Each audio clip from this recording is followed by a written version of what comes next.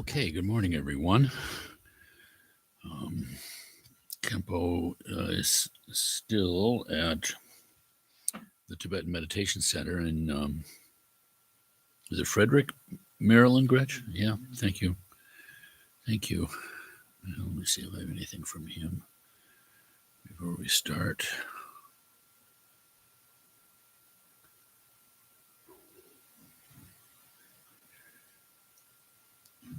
Okay. All right, so let's start in the buff-colored prayer book, page 5. These opening prayers are from the 12th century, I believe. So this has been very consistent and was kind of fun once, because once the Dalai Lama was speaking in Washington, D.C., and he was speaking on the mall that's in front of the Smithsonian. And, we went down there. They had set up those big TV screens because there were so many people. And, they had some of his monks starting out with just opening prayers in Tibetan. And we were so tickled to see that they were the exact same things. These prayers come from what monks that were called the Kadampa monks. They're kind of venerated for all the new schools of Tibetan Buddhism, old schools too, in retrospect. They were monks that were known for their great sincerity and especially for their vast compassion and ethics, those two. So these are the Kadampa monks, and our particular tradition within Tibetan Buddhism and the Dalai Lama's tradition both stem from those monks. One of our prayers that we have here too, in some of our major practices, come from this great master Atisha, who was an Indian who went to Indonesia. If you've ever seen the structures of Borobudur, those tremendous archaeological temples, it's actually a mandala. Indonesia was Buddhist, and Atisha was known for his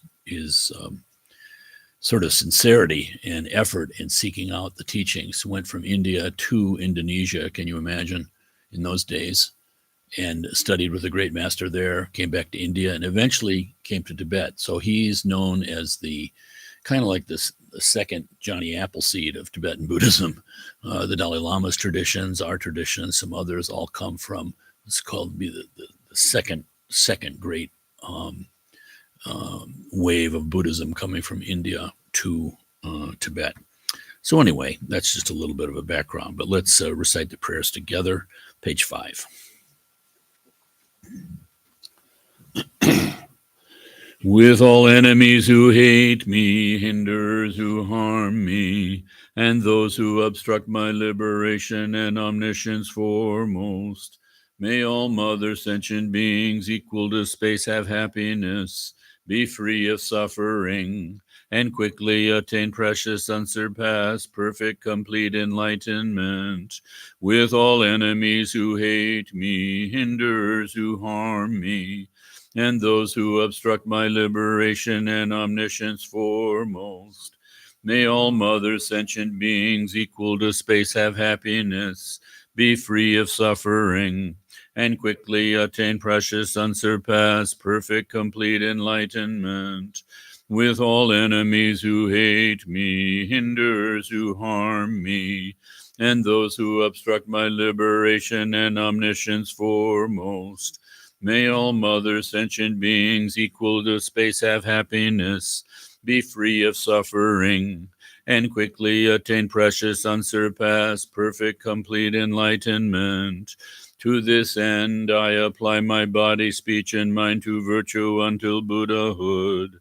I apply my body, speech, and mind to virtue until death. I apply my body, speech, and mind to virtue from today until tomorrow at this time. All sentient beings equal to the ends of space take refuge in the nature of all the body, speech, minds, qualities, and activities of those thus gone in the 10 directions and 3 times, the wellspring of the 84,000 heaps of Dharma, the sovereign of all the noble Sanghas, the glorious and holy kind root and lineage gurus. We take refuge in the assembly of deities in the Yidam's mandala. We take refuge in the Buddha Bhagavans. We take refuge in the holy Dharmas. We take refuge in the noble Sanghas. We take refuge in the assembly of Viras, Dakinis, Dharma protectors and guardians, the wisdom eye. We take refuge in the glorious and holy kind root and lineage gurus. We take refuge in the assembly of deities in the Yidam's mandala. We take refuge in the Buddha Bhagavans. We take refuge in the holy Dharmas. We take refuge in the noble Sanghas. We take refuge in the assembly of Viras, Dakinis, Dharma protectors and guardians with the wisdom eye. We take refuge in the glorious and holy kind root and lineage gurus. We take refuge in the assembly of deities in the Yidam's mandala. We take refuge in the Buddha Bhagavans. We take refuge in the holy Dharmas. We take refuge in the noble Sanghas. We take refuge in the assembly of Viras, Dakinis, Dharma protectors and guardians with the wisdom eye. Till I reach the heart of awakening, I take refuge in the Buddhas all. In the Dharma and assembly of Bodhisattvas too I take refuge. Just as all Sugatas of the past brought to birth the mind of awakening, and in each and every training of Bodhisattvas step by step did dwell. Just so for the benefit of beings I too bring to birth awakened mind. And in each and every training thus, step by step I'll train myself like so. Till I reach the heart of awakening, I take refuge in the Buddhas all. In the Dharma and assembly of Bodhisattvas too I take refuge. Just as all Sugatas of the past brought to birth the mind of awakening, and in each and every training of Bodhisattvas step by step did dwell. Just so for the benefit of beings I too bring to birth awakened mind, and in each and every training thus step by step I'll train myself like so. Till I reach the heart of awakening, I take refuge in the Buddhas all.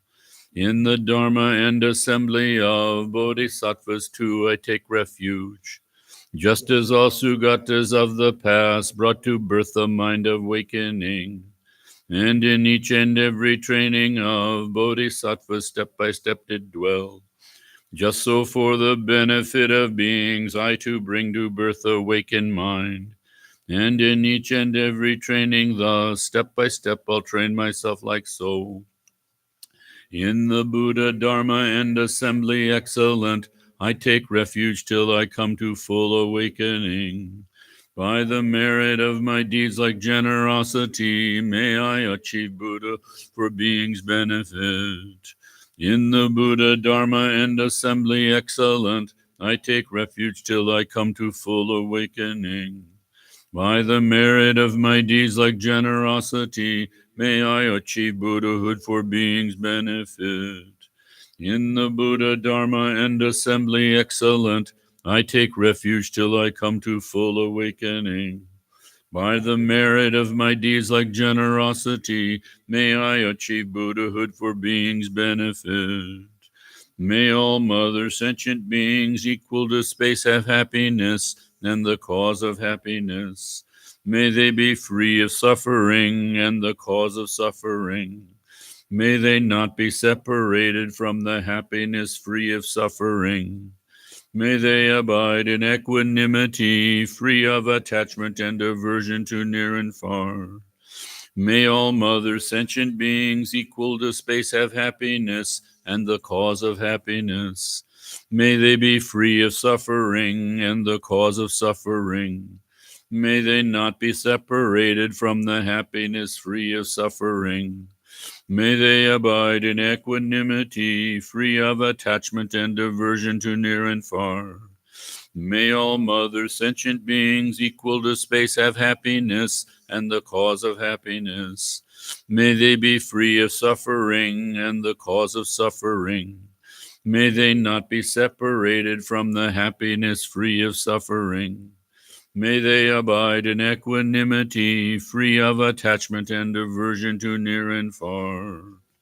By prostrating, offering, and confessing thus, by rejoicing, urging, supplicating too, any little virtue that I have amassed, all I dedicate full awakening. This ground daubed with fragrant water and with flowers strewn is adorned by Meru, four lands, and by sun and moon. Seeing this to be a Buddha field, I offer it. May all beings experience this utterly pure land. Om Guru Ratna Mandala Pudza Ikasamudra Saparana Samaye. Om. And now, the little blue book together, the 37 Bodhisattva practices. This was composed by a Kadampa monk, Tongme Zangpo.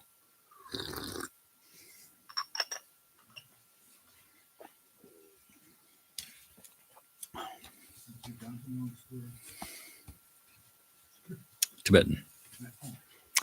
Homage to Lokeshvara. I pay constant homage through my three doors to my supreme teacher and protector Chenrezig, who, while seeing all phenomena lack coming and going, makes single-minded effort for the good of living beings. Perfect Buddha's source of all well-being and happiness arrives from accomplishing the excellent teachings, and this depends on knowing the practices, so I will explain the practices of bodhisattvas. Having gained this rare ship of freedom and fortune, here think and meditate unwaveringly night and day, in order to free yourself and others from the ocean of cyclic existence. This is the practice of bodhisattvas. Attached to your loved ones, you're stirred up like water. Hating your enemies, you burn like fire. In the darkness of confusion, you forget what to adopt and discard. Give up your homeland. This is the practice of bodhisattvas. By avoiding bad objects, disturbing emotions gradually decrease. Without distraction, virtuous activities naturally increase. With clarity of mind, conviction in the teachings arises. Cultivate seclusion. This is the practice of bodhisattvas. Loved ones who have long kept company will part. Wealth created with difficulty will be left behind. Consciousness, the guest, will leave the guest house of the body. Let go of this life. This is the practice of bodhisattvas. When you keep their company, your three poisons increase. Your activities of hearing, thinking, and meditating decline, and they make you lose your love and compassion. Give up bad friends. This is the practice of bodhisattvas. When you rely on them, your faults come to an end, and your good qualities grow like the waxing moon. Cherish spiritual teachers even more than your own body. This is the practice of bodhisattvas. Bound himself in the jail of cyclic existence, what worldly god can give you protection? Therefore, when you seek refuge, take refuge in the three jewels which will not betray you. This is the practice of bodhisattvas. The subduer said, all the unbearable suffering of bad rebirths is the fruit of wrongdoing. Therefore, even at the cost of your own life, never do wrong. This is the practice of bodhisattvas. Like dew on the tip of a blade of grass, pleasures of the three worlds last only a while and then vanish. Aspire to the never-changing supreme state of liberation. This is the practice of bodhisattvas. When your mothers who've loved you since time without beginning are suffering, what use is your own happiness? Therefore, to free limitless living beings, develop the altruistic intention. This is the practice of bodhisattvas. All suffering comes when you wish for your own happiness. Perfect Buddhas are born from the thought to help others. Therefore, exchange your own happiness for the suffering of others. This is the practice of bodhisattvas. Even if someone, out of strong desire, steals all your wealth or has it stolen, Dedicate to him your body, possessions, and all your virtue, past, present, and future. This is the practice of bodhisattvas. Even if someone tries to cut off your head when you haven't done the slightest thing wrong, out of compassion, take all his misdeeds upon yourself. This is the practice of bodhisattvas. Even if someone broadcasts all kinds of unpleasant remarks about you throughout the 3,000 worlds, in return, with a loving mind, speak of his good qualities. This is the practice of bodhisattvas. Though someone may deride and speak bad words about you in a public gathering, looking on him as a spiritual teacher, bow to him with respect. This is the practice of bodhisattvas. Even if a person for whom you've cared, your own child, regards you as an enemy, cherish him specially like a mother does her child who is stricken with sickness. This is the practice of bodhisattvas. If an equal or inferior person disparages you out of pride, place him as you would your spiritual teacher with respect on the crown of your head. This is the practice of bodhisattvas. Though you lack what you need and are constantly disparaged, afflicted by dangerous sickness and spirits, without discouragement, take on the misdeeds and the pain of all living beings. This is the practice of bodhisattvas. Though you become famous and many bow to you, and you gain riches to equal Vaishravanas, see that worldly fortune is without essence and be unconceited. This is the practice of bodhisattvas. While the enemy of your own anger is unsubdued, though you conquer external foes, they will only increase. Therefore, with the militia of love and compassion, subdue your own mind. This is the practice of bodhisattvas. Sensual pleasures are like salt water. The more you indulge, the more thirst increases. Abandon at once those things which breed clinging attachment. This is the practice of bodhisattvas. Whatever appears, your own mind. Your mind from the start was free from fabricated extremes. Understanding this, do not take to mind inherent signs of subject and object. This is the practice of bodhisattvas. When you encounter attractive objects, though they seem beautiful like a rainbow in summer, don't regard them as real and give up attachment. This is the practice of bodhisattvas. All forms of suffering are like a child's death in a dream. Holding illusory appearances to be true makes you weary. Therefore, when you meet with disagreeable circumstances, see them as illusory. This is the practice of bodhisattvas. When those who want enlightenment must give even their body, there's no need to mention external things. Therefore, without hope for return or any fruition, give generously. This is the practice of bodhisattvas. Without ethics, you can't accomplish your own well-being, so wanting to accomplish others is laughable. Therefore, without worldly aspirations, safeguard your ethical discipline. This is the practice of bodhisattvas. To bodhisattvas who want a wealth of virtue, those who harm are like a precious treasure. Therefore, towards all, cultivate patience without hostility. This is the practice of bodhisattvas. Seeing even hearers and solitary realizers who accomplish only their own good, strive as if to put out a fire on their head. For the sake of all beings, make enthusiastic effort, the source of all good qualities. This is the practice of bodhisattvas. Understanding that disturbing emotions are destroyed by special insight with calm abiding. Cultivate concentration which surpasses the 4 formless absorptions.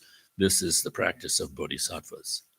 Since the 5 perfections without wisdom cannot bring perfect enlightenment, along with skillful means, cultivate the wisdom which does not conceive the 3 spheres as real. This is the practice of bodhisattvas. If you don't examine your own errors, you may look like a practitioner but not act as one. Therefore, always examining your own errors, rid yourself of them. This is the practice of bodhisattvas. If through the influence of disturbing emotions you point out the faults of another bodhisattva, so don't mention the faults of those who have entered the great vehicle. This is the practice of bodhisattvas. Reward and respect cause us to quarrel and make hearing, thinking, and meditation decline. For this reason, give up attachment to the households of friends, relations, and benefactors. This is the practice of bodhisattvas. Harsh words disturb the minds of others and cause deterioration in a bodhisattva's conduct. Therefore, give up harsh words which are unpleasant to others. This is the practice of bodhisattvas. Habitual disturbing emotions are hard to stop through counteractions. Armed with antidotes, the guards of mindfulness and mental alertness, Destroy disturbing emotions like attachment at once, as soon as they arise. This is the practice of bodhisattvas. In brief, whatever you are doing, ask yourself, what's the state of my mind? With constant mindfulness and mental alertness, accomplish others' good. This is the practice of bodhisattvas. To remove the suffering of limitless beings, understanding the purity of the three spheres, dedicate the virtue for making such effort to enlightenment. This is the practice of bodhisattvas. For all who want to train on the bodhisattva path, I have written the 37 practices of bodhisattvas, following what has been said on the excellent ones, on the meaning of the sutras, tantras, and treatises. Though not poetically pleasing to scholars, owing to my poor intelligence and lack of learning, I've relied on the sutras and the words of the excellent, so I think these bodhisattva practices are without error. However, as the great deeds of bodhisattvas are hard to fathom for one of my poor intelligence, I beg the excellent to forgive all faults, such as contradictions and non sequiturs. Through the virtue from this, may all living beings gain the ultimate, conventional, altruistic intention, and thereby become like the protector Chenrezig, who dwells in neither extreme, not in the world, nor in peace.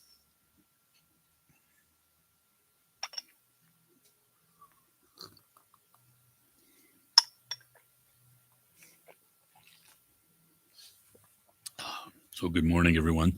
The Dalai Lama has written a commentary on this little book, the 37 Bodhisattva Practices. And please feel free to take one of these as White Lotus's gift to you. Our great teacher, Garchen Rinpoche, has said that the entire Buddhist path can be found in this little book. So there's outer meanings, there's inner meanings, there's secret meanings, there are innermost secret meanings. It's extremely profound.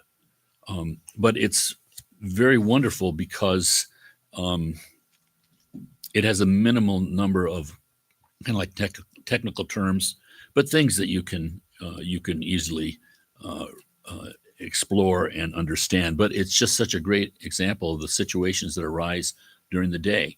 So even this term bodhisattva, what is bodhisattva? Bodhi is wisdom, and sattva is a being.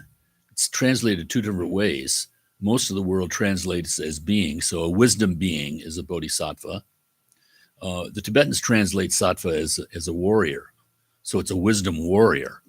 And you have to ask, what are you fighting against? Well, you're battling the afflictive emotions.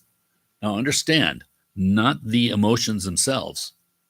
There's nothing wrong with feeling joy, but it's the afflictive emotions, the ones that upset you, the ones that lead, that create karma. Karma comes out of the afflictive emotions. So we're battling against those because they're actually poison. They actually pollute our pure perception, our pure mind, our pure state of actual happiness if there's nothing else there. So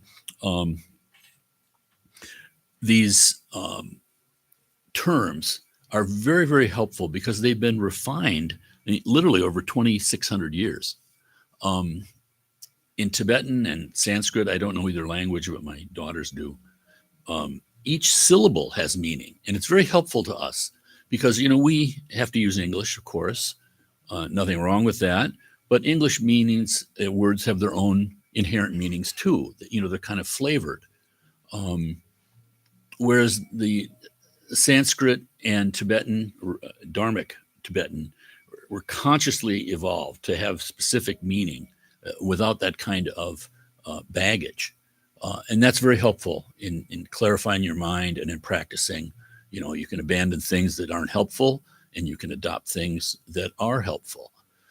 Again, even the word for the Tibetans, they translated Buddha as Sanjay. And Sang means completely pure. It means the negativities and the obstructions in our life completely gone from our mind. And Gye means rich, royal, like the abundance of everything. All the positives are just completely there. So this gives you a taste of what they're talking about when they talk about Buddha. I mean, Buddha is this word in Sanskrit. It's actually a past participle of a verb, which means to have awakened. So that's very helpful too. Nonetheless, these are all very helpful things to us, these terms, which can seem a little archaic, But it's kind of like, when you go to the doctor and you have a specific kind of pain or problem or whatever, and you get prescribed some medicine that's specific for that. I mean, that name of the medicine is not something that rolls off the tip of your tongue, right? We have to do a little bit of exploring and learning. The fundamental thing about Buddhism, though, is that there's nothing there that we don't have already. It is just unrecognized. So we're not trying to create ourselves into something that we are not. Rather, we are trying to realize, make real in our experience, in our mental experience, who and what we really are. So this is something that's extremely profound, extremely powerful, and extremely universal, you might say. It's not a product of culture. The Buddha himself, I mean, if you read his life story and try to put yourself in his position, the amazing renunciation that he had and the understanding that he obviously came to. I mean, just the way he left his kingdom. I mean, it was just, and the wife and his child, his newborn, that he loved dearly. And then finding the greatest teachers of his day in India, and both of them wanting him to succeed them as a teacher. He left them too, because it wasn't complete for him. And he undertook as rough an ascetic path as people say has ever been done. Finally, rejecting that. He just couldn't be stopped. And then in one night of meditation, came to full realization. I mean, omniscience. It's really inconceivable. But he hesitated to teach because the truth is subtle. It's right there in front of us all the time, but we don't see it. It's like the dust over our eyes is just very, very thick. The Tibetans say it's like, supposedly if you're jaundice, everything is kind of stained by the unprocessed bile of the liver. And so everything has kind of a yellowish tinge to it. The Tibetans say that the lens of the eye itself is stained. And so you see everything with kind of a yellow tinge. But to you, it looks like it's totally real. That's how things are. Look, I'm looking direct perception. So when they talk about direct perception in Buddhism, they're talking about something other than just, looking with all our assumptions and with all our biases. And these biases are biological, so we don't denigrate them. We know from evolutionary science that we've evolved in a very kind of survival-oriented way. We're not seeing the full world. We're seeing what helps us as our species avoid, the tigers out there, and chase after the good fruit and other food that helps us. So we see in a limited way. That's natural. Nothing wrong with that. But Buddhism is getting into the core of it, because ultimately the Buddha says he can do away with suffering. All the dissatisfactions in our life. His first noble truth, the first thing he taught to his former students was life is dissatisfaction, dukkha, suffering in its worst extremes. But everything's just, not perfect. And what does that mean? I mean, even the happiness we have is subject to change, and we're going to lose it. So we even cling to that. This clinging we do in an attempt to be happy is ultimately our downfall. This is what tragedy really is. I mean, the Greeks recognized that a long time ago. It's not that people are trying to make themselves miserable. It's that even their attempts to make themselves happy sort of backfire, if not immediately, in the long run. It often occurs to me, in your interactions with people, it's really not so much people criticizing you for your downfalls or shortcomings. In a way, we kind of, appreciate that. The cruelty of samsara, this wheel of turning experience, the cruelty is that we get criticized for our virtues. This is how upside down everything is. So Buddha taught that there was an end to suffering. The technical term is self-liberation. That if you practice correctly, this he laid out a path. So it's just something that we walk. That path itself is our true nature, manifesting in a way that we can relate to it, that we can utilize it, that we can have faith in it, that we can test it. So this is rather remarkable, but it didn't stop there. He said that self-liberation is kind of the akin to, in a world of darkness, so you're in the middle of the mammoth cave, the state of self-liberation available to both men and women is said to have the light of a glowworm or a firefly.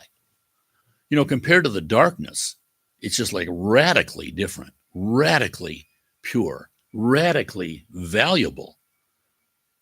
But that firefly. But he didn't stop there. He said beyond self-liberation, there is Buddhahood, this state of complete enlightenment with a capital E. He said that is the equivalent of the sun in India at high noon at the peak of summer. So it's just, it's non-conceptual, it's just beyond. That's what these practices do. You are starting to unfold that incredible potential that you have. You are the full sun. And yet, we're walking around with my feet are cold. I need to find some socks. Nothing wrong with finding the socks, but that fundamental understanding.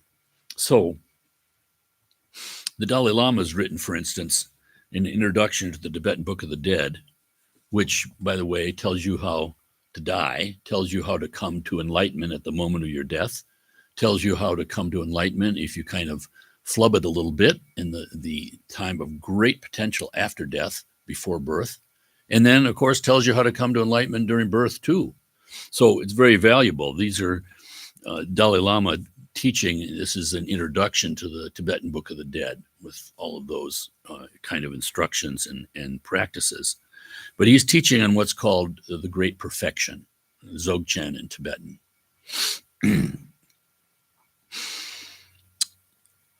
Both the new and old translation schools. So when I was talking about the Kadapa monks, those are the new translation schools coming in the 12th century. The old translation school, which is the Dzogchen teachings, goes back to the 700s, something like that.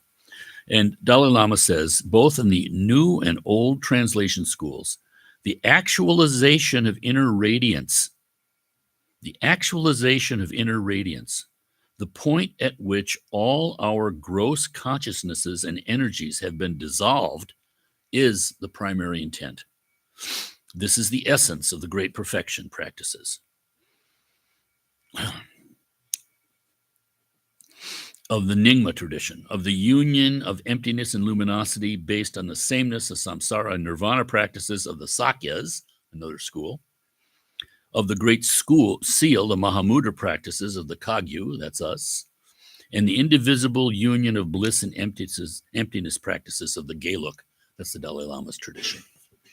Now, when we speak of inner radiance, it is important to bear in mind that there are different levels at which this can be experienced.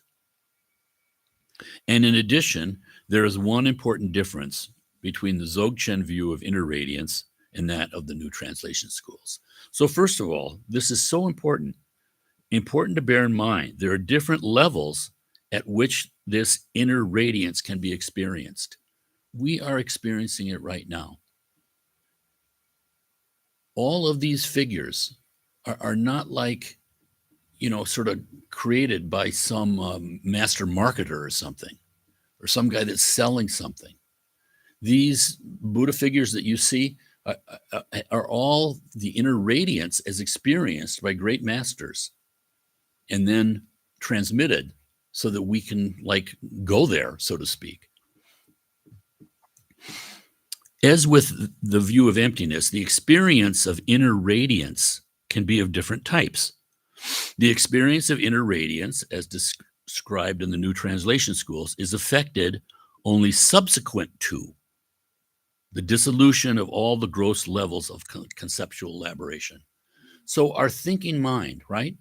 We've got this thinking mind that's roiling around all the time, both good and bad.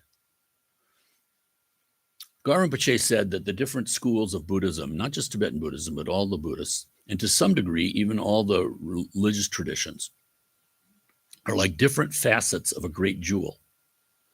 And so you can say, well, I'm coming at it from this angle, or I'm coming at it from this angle, but neither one is wrong. That's hard for us to understand. But the point is that you get to the inner understanding, the inner radiance, and then it all makes sense because you're coming out of this purity, and everything therefore becomes purity because our mind is creating all of this. I mean, we know this even scientifically. It looks like there's something out there, right?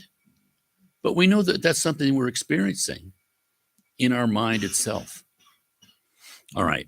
So the experience of inner radiance, as described in the new traditions of Tibet, is affected only subsequent to the dissolution of all the gross levels of conceptual elaboration. However, in the Dzogchen view, all states of awareness or consciousness are thought to be pervaded by inner radiance, just as a sesame seed is pervaded by oil. So that's a beautiful image, because you think about a sesame seed, it is, all that oil's in there, but you don't see it. And yet that sesame seed has all that oil. Therefore, in Dzogchen, there exist refined instructions which allow the recognition of inner radiance even while all the gross levels of sensory activity are still active. This is where we come to the important distinction made in the Dzogchen teachings between the Tibetan term sem and rigpa. Our ordinary mind, which is sem, and this is what I'm talking about, the precision of their language. Our ordinary mind refers to the gross dualizing consciousness, namshe in Tibetan. It isn't that what we do. I'm here, you're there. I am looking at this. That I is always there. And we perceive things in a dualistic way. If I'm a Chevrolet, I'm not a Ford. Whereas pure awareness, Rigpa, is free from the dualistic perceptions of subject and object. Now, can you imagine that? Free from the dualistic perceptions. In a way, we experience this ourselves. You know, you're standing on the edge of the road, and a 3-year-old is walking in front of a car. You are just pure action, grabbing that child. Or in all these extreme situations where people sacrifice their bodies and stuff, they don't have any sense of dualism at that point. It's just pure action. And the fact that it's beneficial shows you something about our true nature. Our true nature is not just I'll be good or bad. No, the nature is positively good. This is the great thing. When they talk about emptiness in Buddhism, it's not some sort of nihilistic, well, you know, don't give a damn. I'm fine. You can't hurt me because I don't care.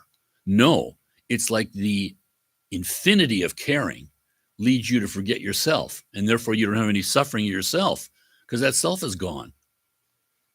Actually, the self's not gone, but it's there's nothing that we cling to anymore. So we're free to function perfectly as a self. No one to look at a great master and say, "Oh, gee, he doesn't seem to do sensible things like feed himself." Like put his shoes away neatly, like be polite to others. Following the practices of the Dzogchen readings of the Nyingma school, the student is directly introduced by an authentic spiritual teacher to the very nature of his or her mind as pure awareness. Directly introduced by an authentic spiritual teacher to the very nature of his or her mind as pure awareness. This is the focus of Trekcho, cutting through resistance aspect of the Dzogchen path. And this is complemented by the all-surpassing realization, Turgyal, practices which focus on eliciting and recognizing the radiance of pristine cognition. Irrespective of these differences of view and practice, however, a genuine experience of inner radiance is the realization of the fundamental nature of our awareness, which is the inextricable union of emptiness and luminosity. So the wonder of this is that this is our nature. It's not something that some great scholar has or some great saint has or some murderer doesn't have. This is our nature. But the Buddha hesitated to teach because he just saw that human beings seemingly have an infinite capacity to goof it up, basically. Or the Buddhists technically say to corrupt things for fame and gain. And yet we're dealing in a dualistic sense. It's kind of funny. We have a path. It's actually a pathless path. But you don't discover that pathless path unless you're on the path. That's the contradiction. The example they give is supposedly in India, they would say, ancient India, that what do you do when you have water in your ear? Well, you put water in your ear in order to flush out the water in your ear. That seems like a contradiction to our thinking mind. But it works. And this is all about what works. So it's a path. It's a path. It's a path that one can walk. It's a path that millions have walked. There's benefit in stepping onto the path. Just simply taking the steps. And they describe it. This is what's so helpful, because it's like a path with guideposts, You're climbing up Mount Washington in New Hampshire, and they got a nice path, and they got little signs that say you're off the path here, don't go here. This is all extremely helpful. It's stuff that we need. We have to walk the path. No one's doing anything for you. You develop your own complete capabilities.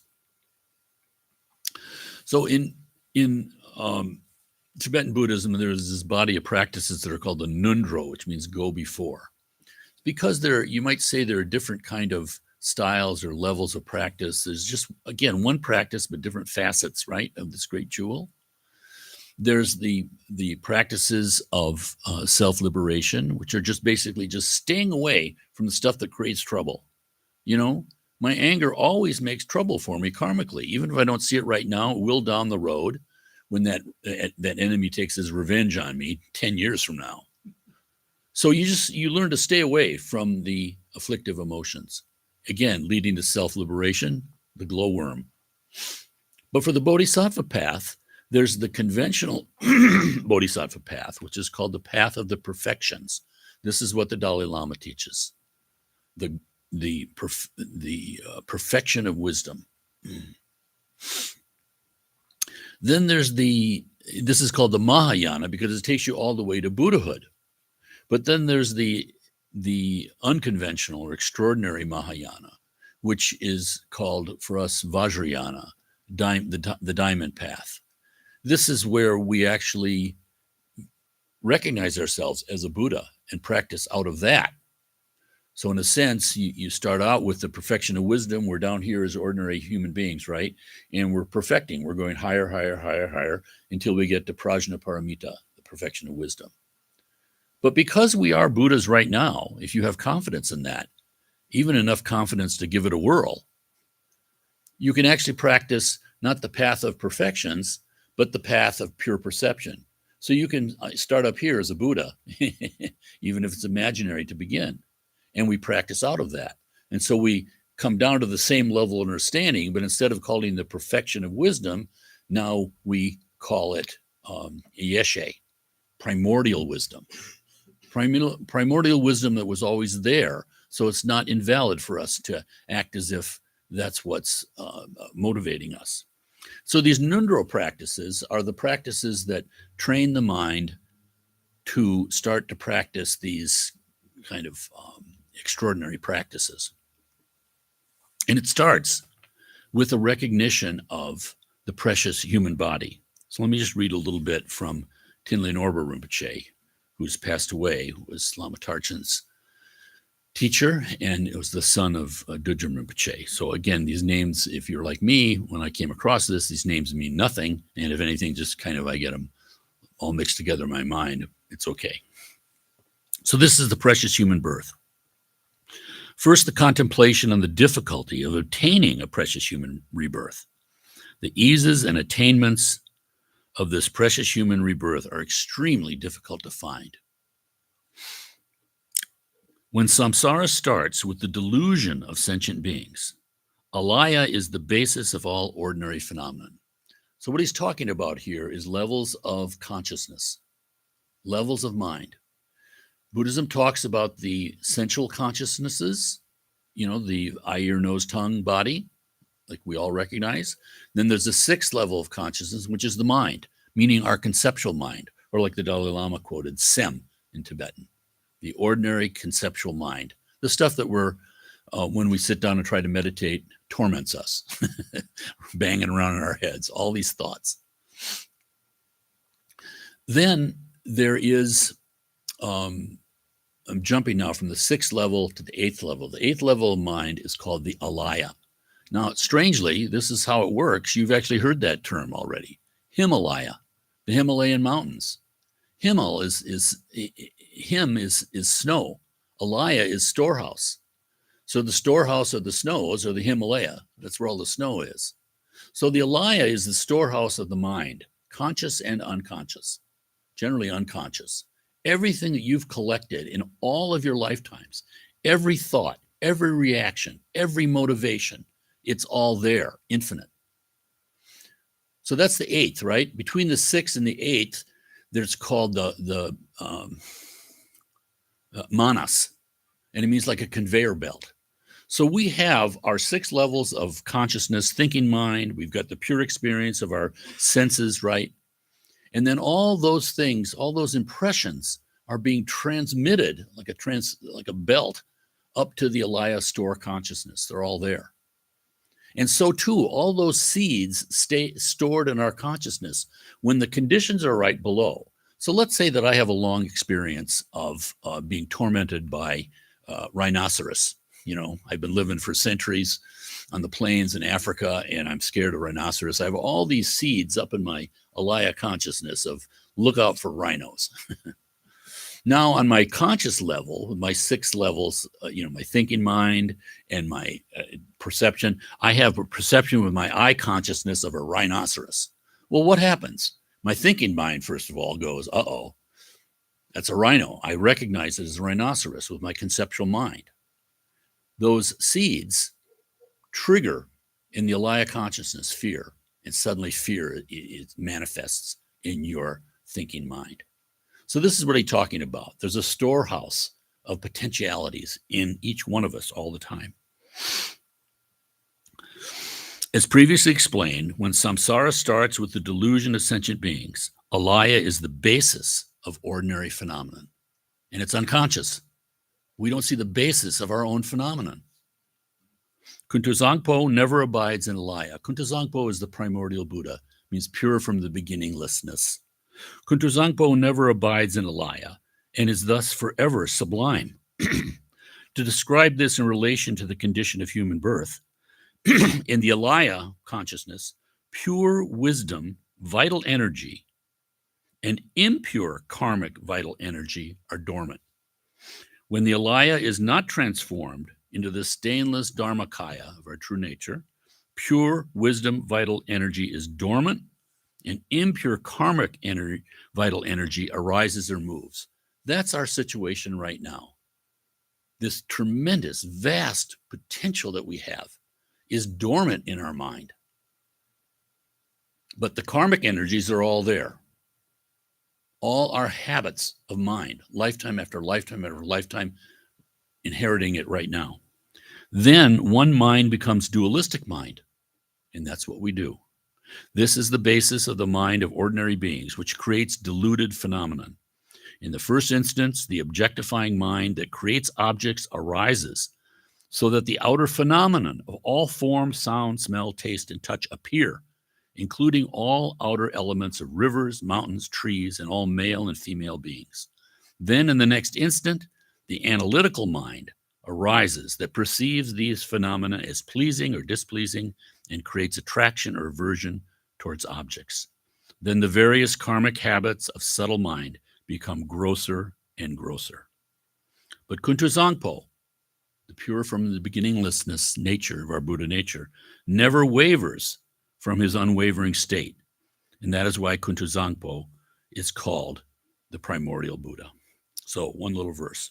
From alaya, karmic vital energy arises, the habit of mind that, by being trapped in the womb, occurs as flesh, fluid, warmth, and breath, the elements of the skandhas I offer to you. May I attain rainbow body. All right, so that's rather heady stuff.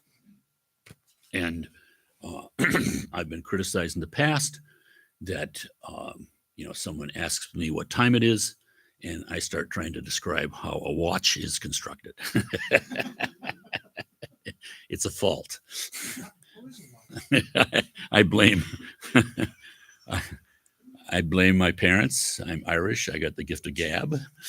That's both a blessing and a curse. So you had to sit through that. But what I'm trying to do is to point out the incredible profundity of the Dharmic path, of the Buddhist path, and its accessibility. This is not something, when you have all of these teachings. One of the Buddha's 10 great disciples, I can't remember his name, he didn't do very well in school. He couldn't understand any of these things that when people talk like this. They tried to teach him. He had a very terrible retention power in his mind. The Buddhists, they tried to teach him, the monks tried to teach him, a simple mantra like Om Mani Padme Hum. He couldn't remember it. He just kept goofing it up again and again and again. And the monks were starting to get frustrated with him, and they took out their frustration on him. And so they thought, well, this guy's just, hopeless. But the Buddha knew all this. He had observed all this. Again, these are the monks that were, close in the community.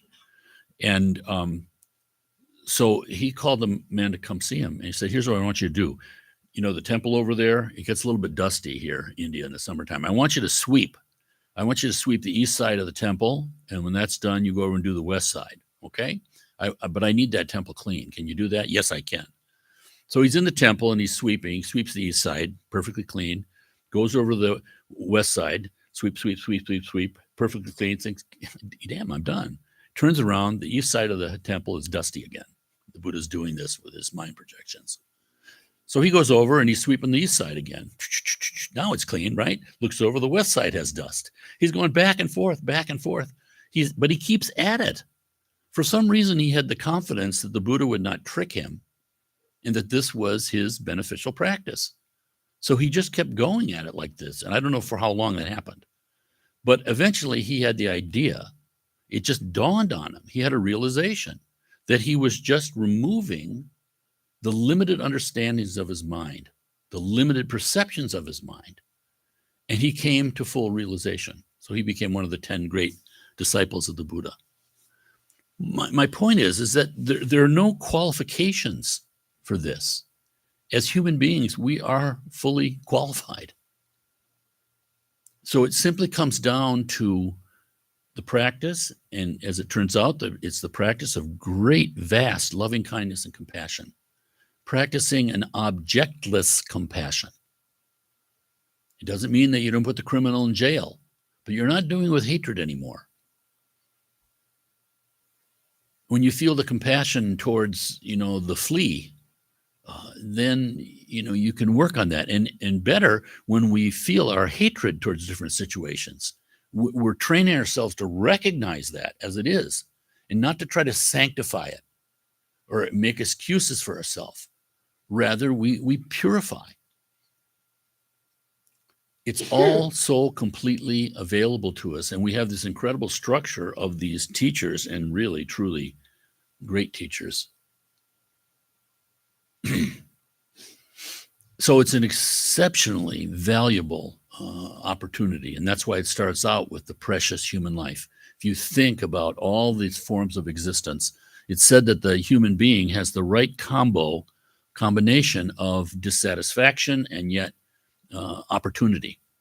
In the lower realms, for instance, like in the animal realm, they have more dissatisfaction and not the mental capacity to really benefit or the opportunity, to just live with a roof over your head, to have a little bit of peace and a place where you can meditate.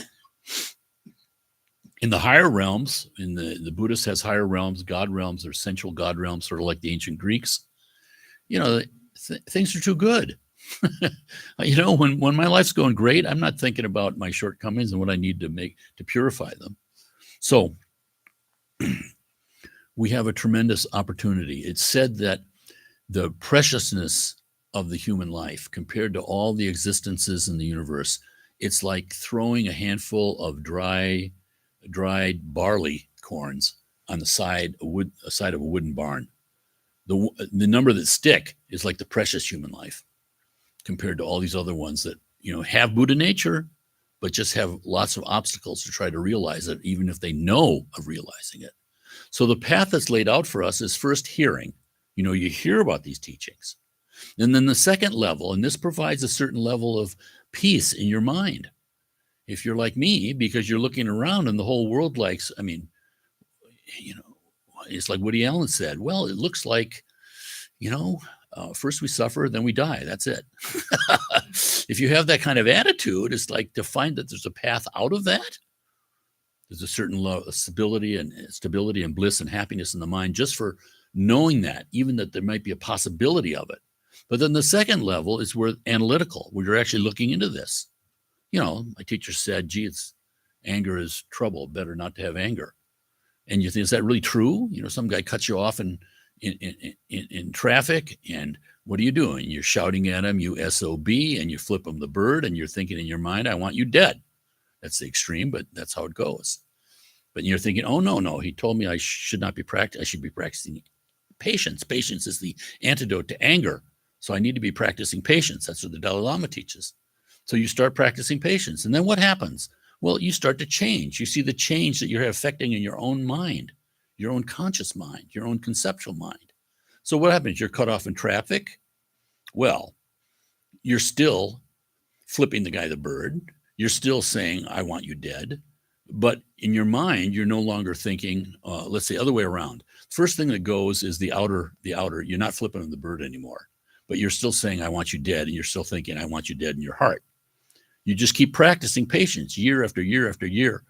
Doesn't have to be years, but like that. And then what happens? Well, you're no longer flipping the bird. You're no longer shouting at the guy, but you're still thinking, I want you dead. The mind is the last thing to go. But eventually, it becomes like the Dalai Lama, where your enemies are actually your greatest friends. Why? Because they will show you your shortcomings, what you need to purify in order to come to your own self-liberation of happiness, in order to come to your own state of Buddhahood. Your best friends won't tell you your shortcomings, but enemy will. So strangely, in this upside down world, they're actually the best friend. So the peace that comes from hearing the Dharma is great, significant. The peace that comes from analyzing this, is this true? Is this not true? It's a more studied kind of understanding, and therefore you're not thrown as easily by certain kind of objections. You've thought it out. But the peace that comes from meditating, which is what I just described, driving in your car. Meditation in Tibetan is gom. It means to grow accustomed to.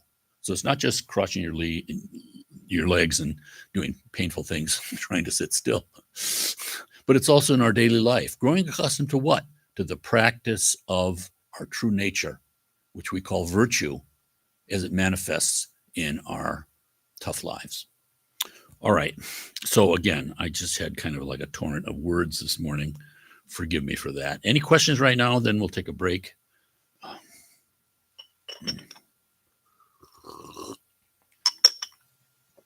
All right.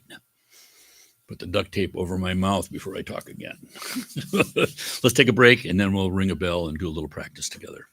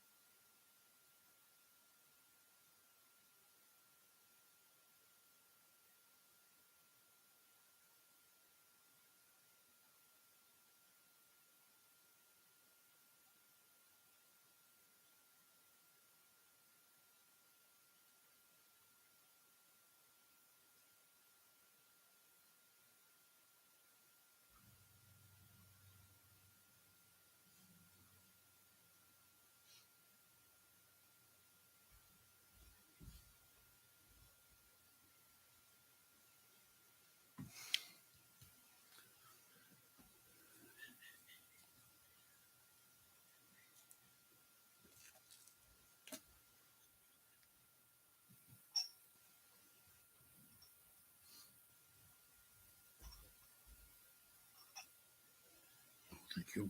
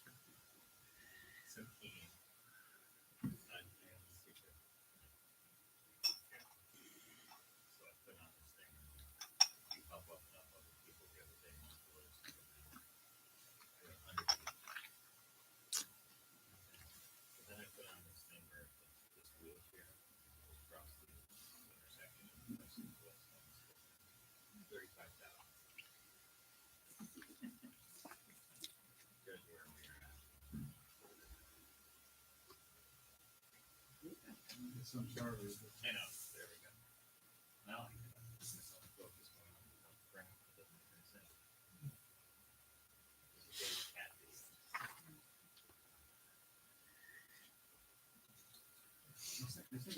I know, I love that, by the way. That one made me happy.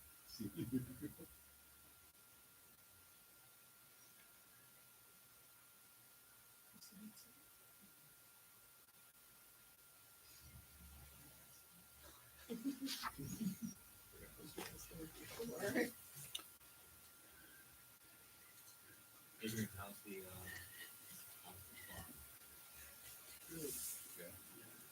Are you getting all the crops in? Yeah.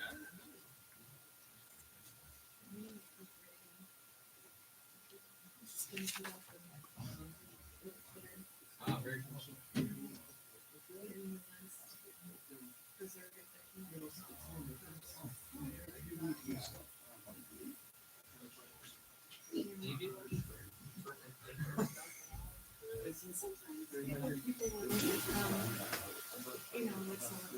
Yeah, yeah. It depends on other people. Oh, yeah. How much time? I don't have anything going on right now. Just because actually I was cabbage. Okay. I mean, people lost my Of course. Yeah. You know, I'm kind of dealing with stuff that you can do very hard.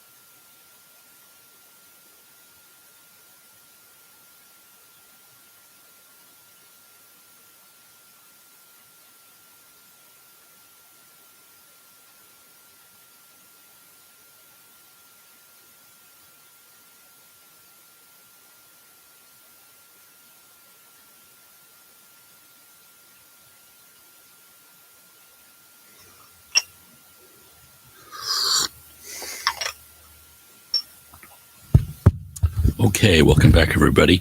So we're doing two things this morning. First is this one page that you have, Amitayus, supplication and mantra. Amitayus is the Buddha of infinite life. And Amitayus and Amitabha, the Buddha of infinite light, are actually the same, just different aspects. The head of our particular lineage, the Drigan Chabgan, is the one up there to the right, I think, that taller picture. He's Oh, thank you. Yeah, right there. Thank you, Gretchen. There you go. He's been to Rochester 3 times. Yeah. Fled Tibet and has recreated his lineage really quite remarkably. When he got out of Tibet, he went to see the Dalai Lama, and the Dalai Lama encouraged him and said, yeah, if you can reestablish everything in northern India and then spreading around the world, that's what he's done. He, at that time, interesting to me, first thing he did is he did a 3-year retreat in Ladakh when he got out. And now, having pretty much reestablished everything, he's engaged right now in a 3-year retreat. I don't know if it's in Ladakh or Nepal, but nonetheless, 3 years of meditation. And so we're doing this for these 4 months. We're reciting some Amitayus mantra in support of his retreat. So that's what we got here today. We'll do it in English and do it together. Amitayus, foremost guide of this world, glorious subduer of all untimely death, refuge for helpless suffering beings, I prostrate to Buddha boundless life. Om Amaranazi Wante Soha, Om Amaranazi Wante Soha, Om Amaranazi Wante Soha, Om Amaranazi Wante Soha, Om Amaranazi Wante Soha, Om Amaranazi Wante Soha, Om Amaranazi Wante Soha, Om Amaranazi Wante Soha, Om Amaranazi Wante Soha, Om Amaranazi Wante Soha, Om Amaranazi Wante Soha.